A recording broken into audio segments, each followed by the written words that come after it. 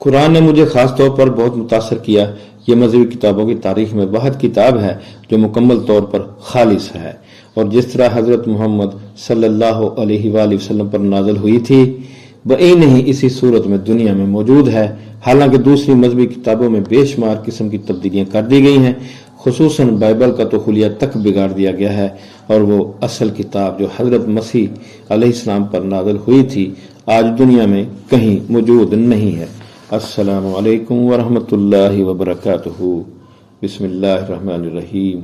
اللہم صلی علی محمد وعلی آل محمد۔ ہم مسلمان کیوں ہوئے، اس سلسلے کی آج کی شخصیت کا تعارف لے کر آپ کی خدمت میں حاضر ہوں۔ آج کی شخصیت کا تعلق جنوبی افریقہ سے ہے۔ ان کا نام تھا کارول بوٹس، اور مسلمان ہونے کے بعد یہ سبیہ خان بن گئی۔ تو ان کی داستان شروع کرنے سے پہلے آپ میرا یوٹیوب چینل سبسکرائب کر دیں اور بیل آئیکن بھی پریس کر دیں تاکہ اس طرح کی ایمان افروز داستانیں آپ تک پہنچتی رہیں۔ تو آئیے ان کی کہانی ان کی زبانی۔ میں جنوبی افریقہ کے شہر کیپ ٹاؤن میں ایک کیتھولک خاندان میں پیدا ہوئی اور ہوش سنبھالنے پر ایک کانوینٹ اسکول میں داخل کرائی گئی۔ یہاں پر روایتی مزاج کی حامل مذہبی استانیوں کی نگرانی میں میری تعلیم و تربیت ہوتی رہی، لیکن سچی بات ہے طلبہ و طالبات کی غالب اکثریت کی طرح میرے دل و دماغ پر بھی مذہب کا چنداں اثر نہ ہوا، اور میں نے کبھی بھی سنجیدگی سے عیسائیت یا بائبل کی تعلیم حاصل کرنے کی کوشش نہ کی۔ مذہبی تعلیم بائبل کے مختلف ابواب اور آیات پر مبنی ہوتی، بار بار انہی کی تکرار ہوتی، جس کے نتیجے میں شوق کی بجائے اکتاہٹ پیدا ہوتی چلی گئی۔ اسکول میں شعوری طور پر کوشش کی جاتی کہ اسلام یا حضرت محمد صلی اللہ علیہ وسلم کے نام کی بھنک بھی طلبہ کے کانوں میں نہ پڑے۔ جنوبی افریقہ پر ایک لمبے عرصے تک انگریزوں کی حکومت قائم رہی ہے، اور ان کے زیر اثر ساری معاشرت پر یورپی اثرات بہت گہرے ہیں۔ خصوصاً سفید فام آبادی تو مکمل طور پر یورپین ہے، اس لیے اسکول کی تعلیم کے دوران عام روایت اور ماحول کے زیر اثر میں نے بھی بھرپور آزادی کی فضا میں زندگی گزاری۔ بے فکری کے دن تھے، امنگوں سے بھری راتیں تھیں، اور عیش کے وسیع مواقع میسر تھے۔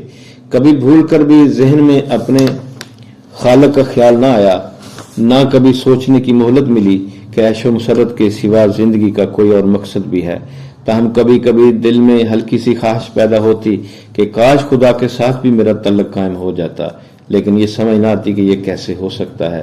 یوں بھی میں نے اس خواہش کو اپنی ترجیحات کے بالکل اخیر میں رکھا ہوا تھا۔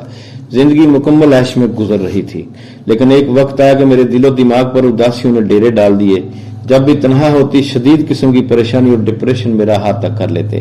ایک خلا تھا جس میں مقید تھی، یوں لگتا تھا جیسے کہ بہت ہی قیمتی چیز کھو گئی ہو۔ بے اختیار سوچنے لگتی کہ میں ایک بے مقصد زندگی گزار رہی ہوں۔ انسان کی زندگی تو بامانی، بھرپور اور سنجیدہ ہونی چاہیے۔ میرا اور میرے ہم قوموں کا رویہ تو سراسر حیوانی ہے، صرف جسمانی خواہشوں کی تکمیل اور روح کے تقاضوں سے مکمل اعراض۔ بے اختیار دل سے دعائیں نکلنے لگتی کہ خدایا میری رہنمائی فرما، مجھے سیدھا راستہ دکھا۔ لیکن مشکل یہ تھی کہ اپنے آبائی مذہب عیسائیت میں رہتے ہوئے تو کسی سیدھے راستے پر چلنے اور منزل پر پہنچنے کی کوئی گنجائش نہ تھی۔ یہ مذہب تو چند توہمات اور فرسودہ رسوم کے سوا کچھ نہ تھا، اور اس میں اتنی سخت ہی نہ تھی کہ اپنے پیروکاروں میں کوئی روحانی یا عملی تبدیلی لا سکتا۔ تنگ آ کر میں نے دیگر مذاہب کا مطالعہ شروع کیا۔ پہلے ہندو مت کے بارے میں کتب کا مطالعہ کیا، پھر بدھ مت کے متعلق کتابیں حاصل کی اور اس کے عقائد کو سنجیدگی سے سمجھنے کی کوشش کی، لیکن ان دونوں نے میری عقل اور ضمیر کو ذرا بھی متاثر نہ کیا۔ توہمات کو فلسفے کا نام دے کر ایک گورکھ دندہ تیار کر لیا گیا ہے۔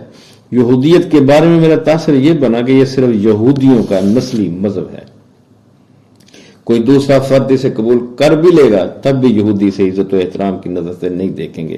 یہودیت میں بھی انسانی نفسیات کے مطابق عہد حاضر کے تناظر میں جملہ مسائل کا کوئی حل نہیں ہے۔ عیسائیت کے بعد ان تینوں مذاہب نے بھی مجھے مایوس کیا تھا۔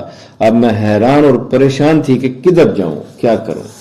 تب اللہ نے اپنے خاص فضل سے میری مدد فرمائی اور اتفاق سے میرا اسلام سے تعارف ہو گیا۔ ایک لائبریری میں مذہبی کتابوں کی جستجو کرتے ہوئے اسلام کے بارے میں کتاب میرے ہاتھ لگ گئی۔ اس کا مطالعہ کیا تو گویا اندھیرے میں جگنو چمک اٹھے، اور جو آگے بڑھ کر دیگر کتابوں کا اور خصوصاً قرآن کا مطالعہ کیا تو منزل قریب آتی چلی گئی۔ میں نے دیکھا کہ اسلام میں توہم پرستی یا माइथोलॉजी का कहीं गुजर नहीं। इस्लाम झूठ से मुकम्मल तौर पर नालों बेजार है और यहाँ ला यानी फरसुदा कायद का कोई अमल दखल नहीं। हर बात अकल और फितरत के ऐन मुताबिक है, फिर इसमें कमाल की सादगी है, रास्त रवी है और किसी अकीदे में अबहाम या पेचीदगी नहीं। और सबसे बढ़कर अहम बात यह है कि अगरचे ये 1400 साल पहले राज हुआ था, लेकिन हैरत अंगेज तौर पर आज के तरक्की याफ्ता साइंसी दौर के तकाजों के साथ हम आएंगे। कुरान ने मुझे खास तौर पर बहुत मुतासर किया। ये मजहबी किताबों की तारीख में वाहिद किताब है जो मुकम्मल तौर पर खालिस है और जिस तरह हजरत मोहम्मद सल्लल्लाहु अलैहि वसल्लम पर नाज़िल हुई थी वही नहीं इसी सूरत में दुनिया में मौजूद है।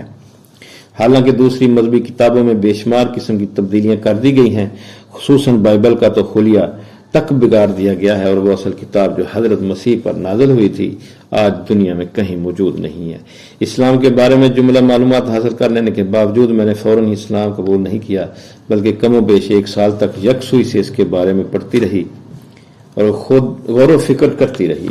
इस दौरान में इंग्लैंड के मशहूर मूसीकार कैट स्टीवंस ने इस्लाम कबूल किया और इसकी जो वजूहात उन्होंने बयान की, उन्होंने इस्लाम पर मेरे यकीन को मजीद मुस्तहकम किया और फिर एक रोज कलमा शहादत पढ़कर मैं इस्लामी बरादरी की रुकन बन गई।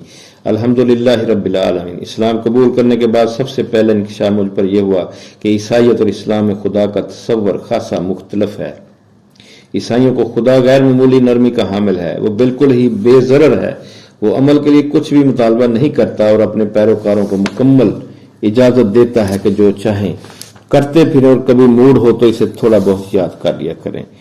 ये इसकी खास मेहरबानी है कि इसने अपने इकलौते बेटे को खुद ही सूली पर चढ़ाकर क़यामत तक सब ईसाइयों के गुनाह बख्श दिए।